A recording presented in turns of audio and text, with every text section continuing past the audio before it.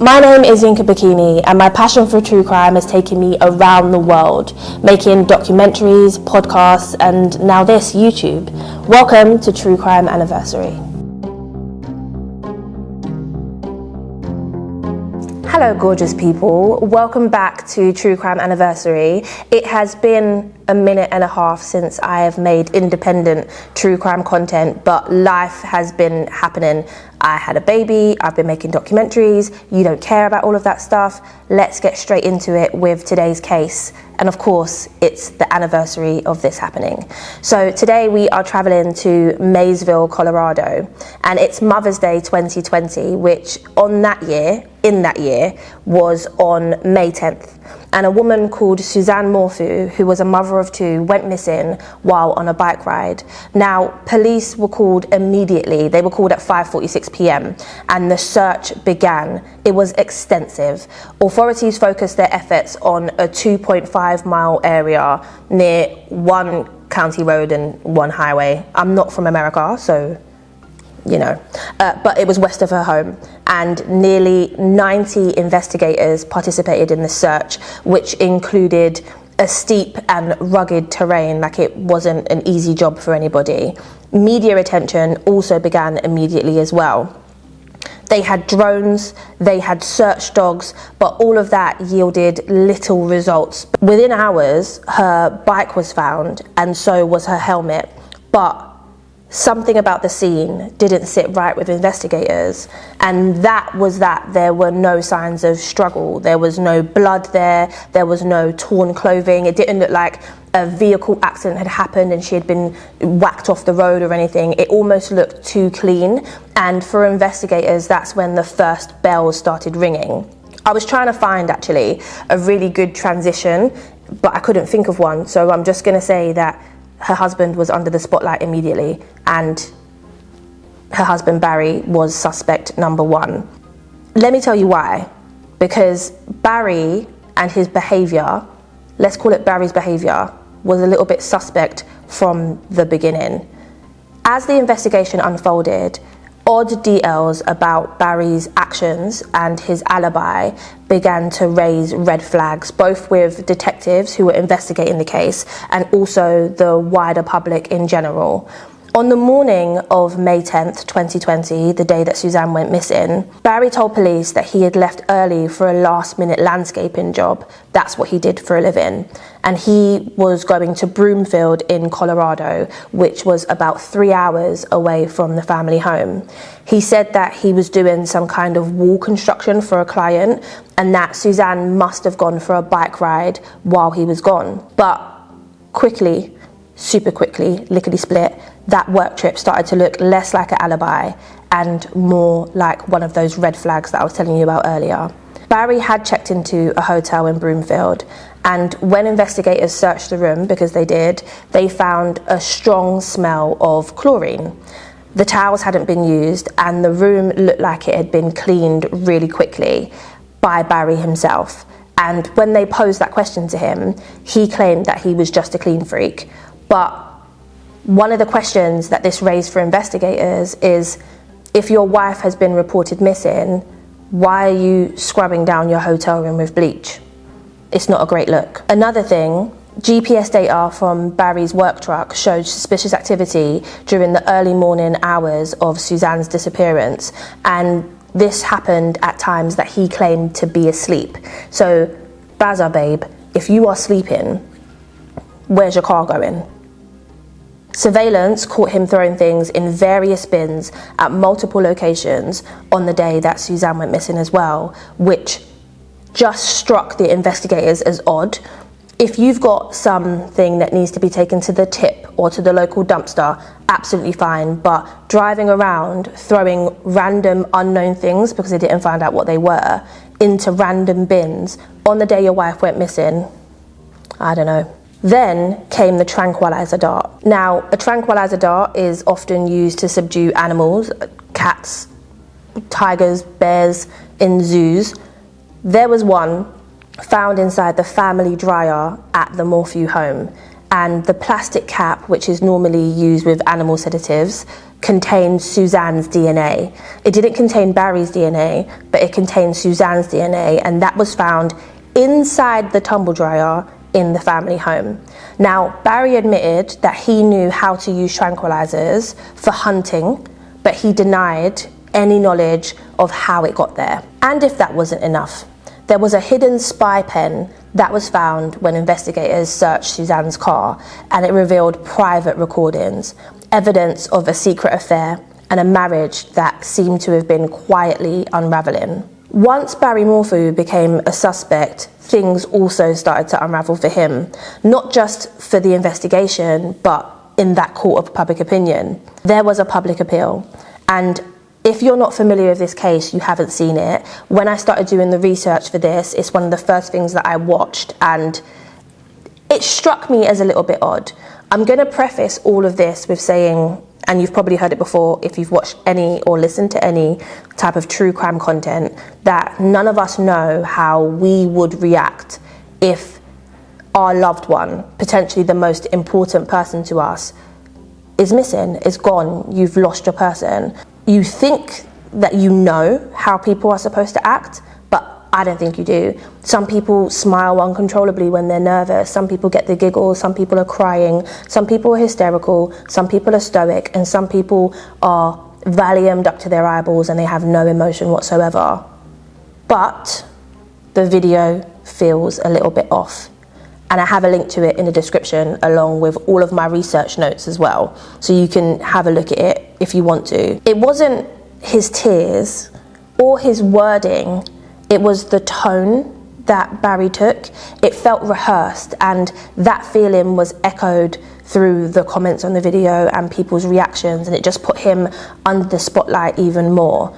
It kind of looked, and this is me not even postulating or giving my own opinion, it's me reading the opinions of the newspapers and the articles and stuff like that that was all flying around at this time. It looked like somebody who was trying to look like a grieving husband rather than somebody who was one. Have a look at it, make your own opinion. Of course, we don't know what was going on in his head, and if he isn't guilty of this crime, then I guess the public and the reporters have a lot to answer for. But have a look, form your own opinion, because it is a little bit off. It's a little bit off. But the inconsistencies didn't stop there. Barry also gave conflicting statements to police about his timeline, his location, and even the state of him and Suzanne's marriage. He insisted that everything was fine, but privately, Suzanne had been texting a friend about leaving him. She was making plans, she was ready to go. Is this a motive for murder? Potentially. Not necessarily. I think all of these things in isolation, out of context, maybe may strike you as weird. Maybe they might leave you feeling a little bit funny. But when you put them all together, the prosecution and the police started to build what they thought was a weighty circumstantial case against Barry Morphew. And on May 5th, 2021, nearly a year after Suzanne vanished, Barry Morphew was arrested. He was charged with first-degree murder, tampering with a human body, and tampering with physical evidence, despite the fact that Suzanne's body had actually never been found. Now, this was a bold move by the prosecution, charging someone with a murder in a no-body case. There are no remains found, there's no discovery of her. It's rare, but they believe that the circumstantial evidence told a clear enough story that Barry had killed Suzanne and tried to cover it up. I want to quickly go back to the spy pen that was found in Suzanne's car, because she had put it there herself.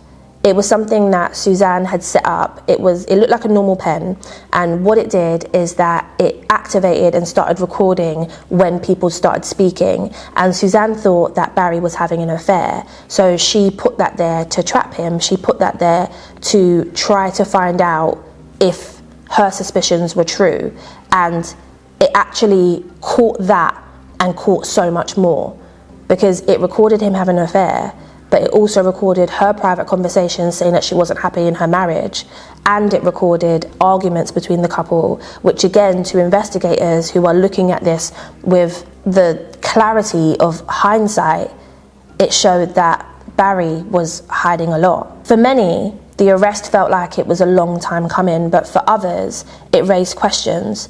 There was no murder weapon. There was no confirmed crime scene. There was no hard, tangible evidence to speak of, and there were no remains. And as the case moved towards a trial, the cracks began to show. In 2022, just weeks before jury selection, the prosecution hit a major, huge roadblock. They were sanctioned by the judge for failing to turn over critical evidence to defense. Now, this included DNA evidence that was found on Suzanne's bike and in her car. DNA that didn't match Barry, but instead it came back with a partial match to someone who is somebody unknown connected to a previous sexual assault case. So that detail alone, the introduction of foreign DNA that doesn't belong to Barry, somebody who potentially committed a sexual assault in the past, was enough to introduce reasonable doubt in the minds of a potential jury. But it was the prosecution's handling of the case, the lack of transparency, the missing evidence, the shift in timelines that ultimately blew their case apart. So on April the 19th, 2022, the charges against Barry Morphew were dropped without prejudice, and that means that the case can be refiled in the future. Of course, America has the double jeopardy law, so if somebody is acquitted, they cannot be tried again. But this was without prejudice, meaning that if the police come up with more evidence, if something breaks in the case, they are free to pursue Barry Morphew like they never did before. They just have to wait until they have stronger evidence, and potentially until Suzanne's body was found.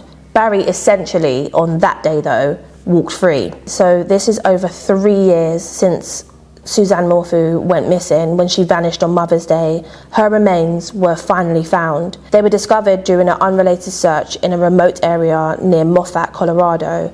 That's over 40 miles from her home.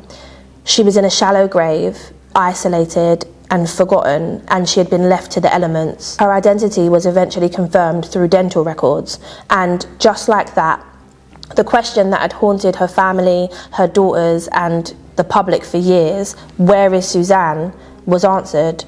But that answer didn't bring peace, it brought more questions. In April 2024, which is a year ago, her autopsy was made public. Suzanne's death was ruled a homicide, but the cause was homicide by undetermined means. But there was something chilling in the findings. Even though the investigators didn't have much to work with, they managed to do tests on Suzanne's remains, and she had 3 powerful drugs in her system. Bear with me on the pronunciation. I'm not a scientist. Butorphanol, azepirone, and medetomidine. So these are substances that are typically used as animal tranquilizers, and if you have been listening, if you've got those ears on, you will remember the tranquilizer that was found in the family dryer. You can't ignore the connection. Barry Morphew had been known to use a dart gun for tranquilizing deer when he went hunting, and investigators even found related equipment during the search of his property, but no chemicals were ever recovered from the house.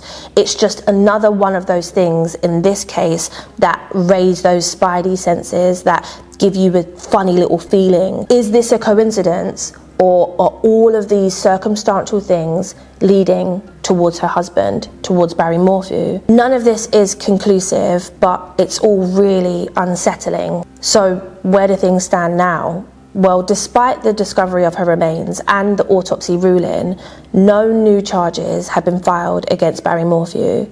The case is still under active investigation, but it's been quiet. There have been no major updates, no court dates, just a long wait for something more, and a hope for something more as well. In the meantime, Barry did file a $15 million federal lawsuit against prosecutors and investigators, claiming that they violated his rights, destroyed his reputation, and targeted him without enough evidence. That case was dismissed. And Suzanne, she's no longer missing.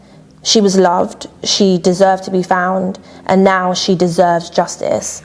And until that day comes, her story isn't over. Not every true crime story has an ending that is sufficient or satisfying, that's wrapped up in a little bow ready to be presented to everybody.